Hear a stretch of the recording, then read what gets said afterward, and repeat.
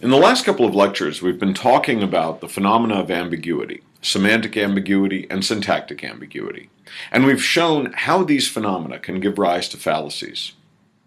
Well, the fallacies to which ambiguities give rise are what we'll call fallacies of equivocation. Today we're going to talk about fallacies of equivocation. So, what's a fallacy of equivocation? Well, here's how we define it. A fallacy of equivocation is a fallacy that results when an argument appears to be valid only because it switches between two different interpretations of an ambiguous expression. Right? So, a fallacy of equivocation, since it's a fallacy, it can't be valid, but it appears to be valid, and it appears that way only because it switches between the two different interpretations. Okay, so we've already seen a bunch of examples. Today, I just want to present a couple more examples of fallacies of equivocation. So here's one. Consider this argument. 6 is an odd number of legs for a horse. That's true. Horses typically have 4 legs. Odd numbers cannot be divided by 2. That's true also. That's just the definition of an odd number. 3, 5, 7, 9, 11. These are all odd numbers because they can't be divided by 2. Therefore, the argument concludes, 6 cannot be divided by 2. Okay. That's a fallacy. It might appear to be valid because when you look at the first premise and it says 6 is an odd number of legs for a horse, you might think, oh, well, that means 6 is an odd number, right? Because it's an odd number of legs for a horse, which means it's an odd number of legs, which means it's an odd number. And since odd numbers can't be divided by 2, you might think you can conclude that 6 cannot be divided by 2. But of course, that's wrong. That conclusion is false, and it's not supported by the premises when properly understood.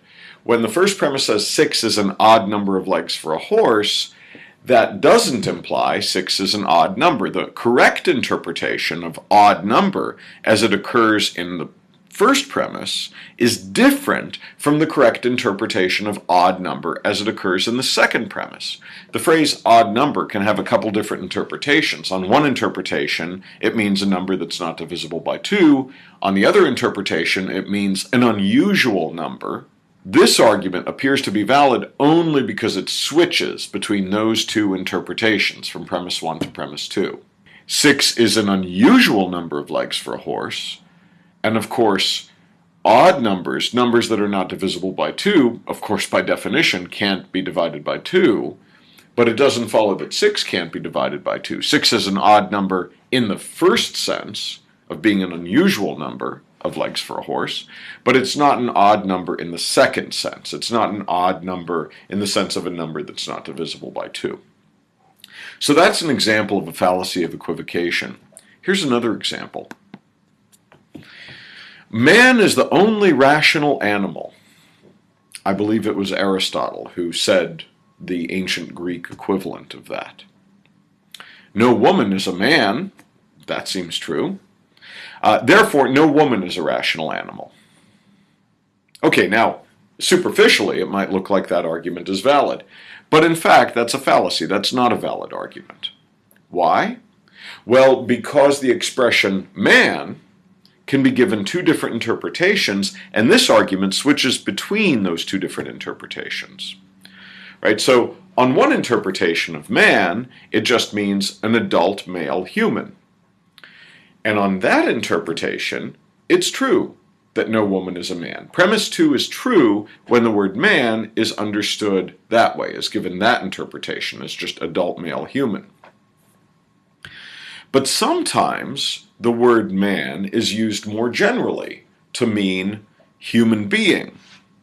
And when it's used that way, while premise 1 might be true, premise 2 certainly isn't true. It certainly isn't true that no woman is a human being. All women are human beings. So, while premise 1 might be true on that more general interpretation of the word man, premise 2 is not true on that more general interpretation of the word man.